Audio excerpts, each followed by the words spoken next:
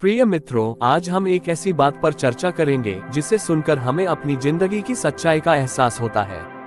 ये कहावत कि भाग्य का लिखा कभी नहीं मिटता, हम सभी ने सुनी है, लेकिन क्या कभी हमने इसके गहरे अर्थ को समझने की कोशिश की है? आइए इस विचार को एक प्रेरणादायक कहानी के माध्यम से समझते हैं। एक बार की बात है, एक छोटे से गांव में एक गरीब किसान रहता था। उसके पास जमीन बहुत कम थी और जीवन की कठिनाइयों ने उसे परेशान कर रखा था। लेकिन उसकी एक आदत थी जो उसे अन्य लोगों से अलग बनाती थी। उसने कभी भी अपने हालात को अपनी किस्मत मानकर हार मानने की कोशिश नहीं की। वह हमेशा मेहनत करता और अपने भाग्य को बदलने की कोशिश करता। एक दिन गांव में एक यात्रा करने वाला साधु बाबा आया। गांव वालों ने उसकी बहुत पूजा की और उसे सम्मानित किया।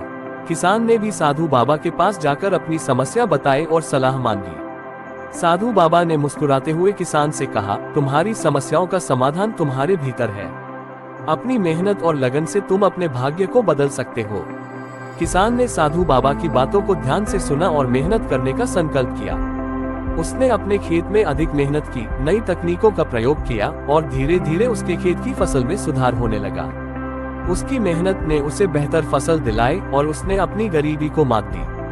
अब वह गांव का सबसे सफल किसान बन गया।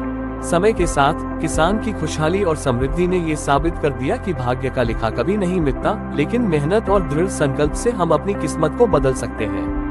प्रिय दोस्तों, इस कहानी से हमें ये सीखने को मिलता है कि हमारे भाग्य का लेखा चाहे जैसा भी हो, हमें अपनी मेहनत और सकारात्मक सोच के माध्यम से उसे बदलने का प्रयास करना चाहिए।